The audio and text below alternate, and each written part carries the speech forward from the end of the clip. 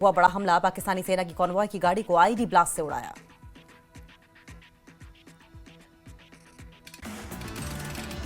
तहरीके तालिबान पाकिस्तान ने विस्फोट का वीडियो किया जारी। वीडियो में पाकिस्तानी सेना के ट्रक और टीटीपी के लोगों का उसे टारगेट बनाते दिखाया गया। धमाके के बाद ट्रक और ट्रक सवार पाकिस्तानी सेना के जवानों के परखच्चे उड़े।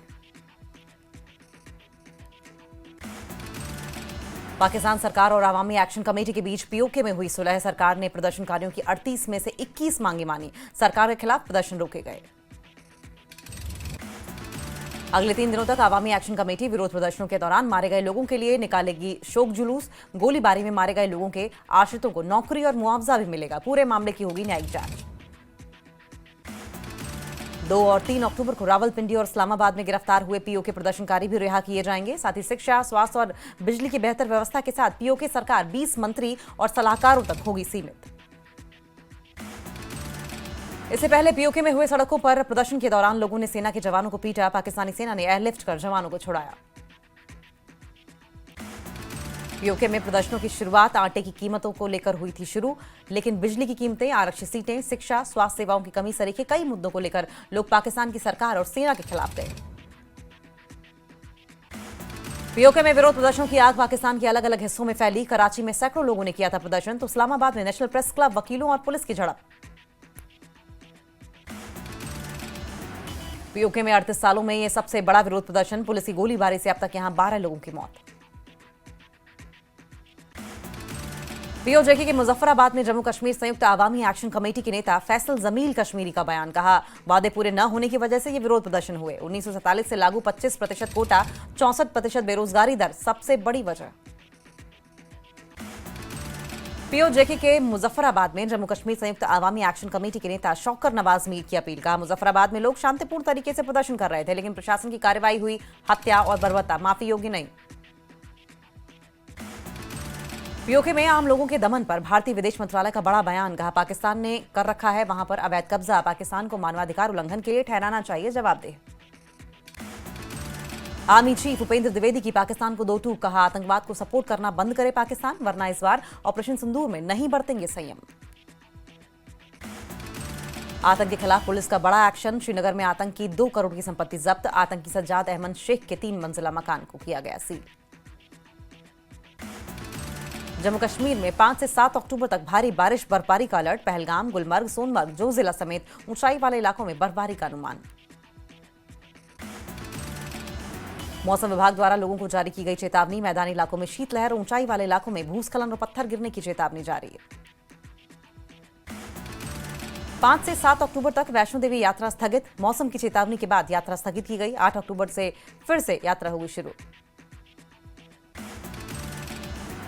सीएम उमर अब्दुल्ला ने मौसम विभाग के साथ की बैठक। 5 से 7 अक्टूबर तक भारी बारिश के पूर्वानुमान के मद्देनजर तैयारियों की समीक्षा। श्री मचैल माता यात्रा खराब मौसम के चलते 7 अक्टूबर तक के लिए स्थगित। 14 अगस्त को चशोती में बादल फटने से 65 तीर्थयात्रियों की मौत। जम्मू में हुई प्रदेश बीजेपी की कोर ग्रुप की बैठक। प्रदेश प्रभारी तरुण चुग ने की अगुवाई। राज्यसभा सीटों के लिए उम्मीदवारों के नाम पर चर्चा। बीजेपी कोर ग्रुप की बैठक में हुई चर्चा को लेकर रविंद्र रैना ने बनाया सस्पेंस। कहा, थोड़ा इंतजार का मजा लीजिए। बीजेपी कोर ग्रुप की बैठक को लेकर सुनील सेठी ने दी जानकारी। कहा, आने वाले समय में और मीटिंग होगी। उम्मीदवार के नाम पर अभी कोई फैसला नहीं। जम्मू कश्मीर बीजेपी प्रभारी तरुण चुग ने भी बैठक को लेकर दी जानकारी। कहा, नामों को लेकर चर्चा हुई, आगे भी कई और बैठकें होंगी। एनसी ने राज्यसभा और बडगाम नगरोटा की विधानसभा सीटों के चुनाव की तैयारियों की शुरुआत की। एनसी नेता रतनलाल गुप्ता ने सभी सीटों पर जीत का किया दावा। दिल्ली एनसीआर में रह रहे कश्मीरी पंडितों को दिल्ली की सीएम के ओर से बहुत बड़ी राहत। दिल्ली सरकार ने फैमिली इनकम लिमिट 26,800 को किया खत्म। रुका हुआ रिलीफ फंड भी 10 अक्टूबर तक होगा जारी। कश्मीरी समिति दिल्ली के अध्यक्ष सुमेर चिरंगू ने दिल्ली के सीएम का जताया आभार। बोले, लंबे समय से चली आ रही मांग को पूरा करने के लिए सीएम का धन्यवाद, इससे हमें राहत मिलेगी। आरएसपुरा के मुख्य बाजार में ऑटो ने मारी महिला को टक्कर। मौके से फरार हुआ ऑटो। घायल महिला को अस्पताल में कराया गया भर्ती। जम्मू के चंदन विहार में एडीएसपी राकेश शर्मा की अगुवाई में एसीबी का छापा। सुमेर सिंह निवासी पल्लनवाला गांव के आवास पर हुई छापेमारी। आरएनबी विभाग से सेवानिवृत्त हेड ड्राफ्ट्समैन है सुमेर सिंह। मेंढर में जनजातीय मामलों के मंत्री जावेद अहमद राणा ने मेंढर बाईपास रोड की रखी आधारशिला। कहा, बाईपास रोड के पूरा हो जाने से यातायात को होगी बड़ी सुविधा। कुलगाम और अनंतनाग में नशे के खिलाफ अभियान। 400 कनाल भूमि पर उपजे गांजे को किया गया नष्ट। वैष्णा में रन फॉर यूनिटी का किया गया सफल आयोजन। बड़ी संख्या में युवाओं ने लिया हिस्सा। एसपी हेडक्वार्टर इरशाद राथर, एसडीपीओ गुरमीत सिंह रहे मौजूद। कुपवाड़ा में चिनार कोट सद्भावना परियोजना के तहत जनरल बिपिन रावत तलवारबाजी चैंपियनशिप का आगाज। 3 दिन चलेगा टूर्नामेंट। कुल 8 टीमें ले रही हैं हिस्सा। डोडा के डीसी हरविंदर सिंह ने से मिले, बनाए और बातचीत करें विषय पर किया छात्रों से संवाद। करीब 100 छात्रों ने कार्यक्रम में लिया हिस्सा। डोडा में भद्रवाह भलेसा के विधायक दिलीप सिंह परिहार ने स्थानीय दुकानदारों से की मुलाकात। जीएसटी रिफॉर्म्स को लेकर दी जानकारी।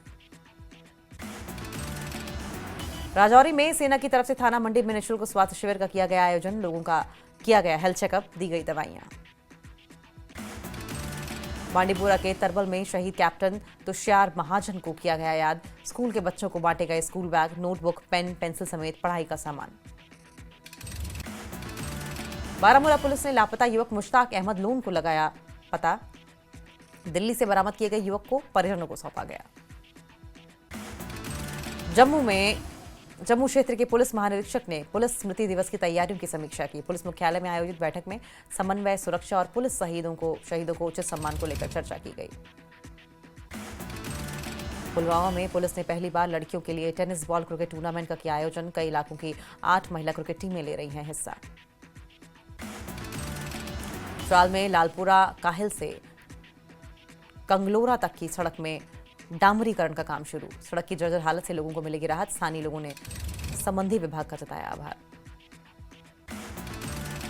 गुलबर्ग में आधुनिक तकनीकी से लैस कन्वेंशन सेंटर का हुआ निर्माण। इस कन्वेंशन सेंटर में राष्ट्रीय और अंतर्राष्ट्रीय कार्यक्रमों का होगा आयोजन। गुलबर्ग के विकास और पर्यटन को बढ़ावा देने में बेहद उपयोगी साबित होगी।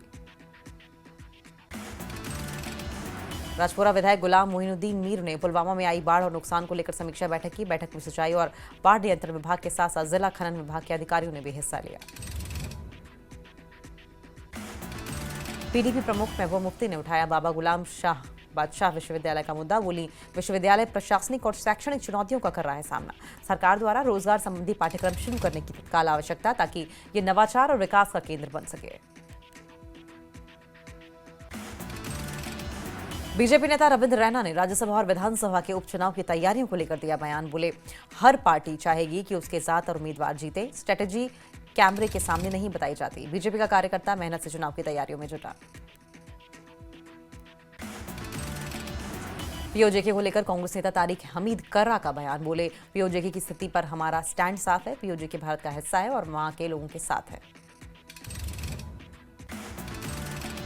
गुलमर्ग में बड़ी संख्या में पहुंच रहे हैं पर्यटक प्राकृतिक सौंदर्य का उठा रहे हैं भरपूर आनंद। पर्यटकों की बढ़ी आमद, स्थानीय लोग भी खुश। मनजीत सिंह गिल ने एसडीएम बीरवाह तौफीक गाजी को उनके उल्लेखनीय कार्य और पदोन्नति के लिए किया सम्मानित। इस मौके पर उनके परिवार सहित अन्य लोग रहे मौजूद। पामपोर विधायक हसनैन मसूदी ने लगाया जनता का दरबार। लोगों की सुनी समस्याएं, विकास संबंधी मुद्दों की समीक्षा। बांडीपुरा के मदार में बीएसएफ ने की प्रेस कॉन्फ्रेंस। बीएसएफ 12 अक्टूबर को save Wular run with borderman marathon का करेगा आयोजन। 3000 प्रतिभागियों के शामिल होने की संभावना। रियासी जिला अस्पताल के बाहर पिछले 16 दिनों से चल रहा है धरना प्रदर्शन। समाप्त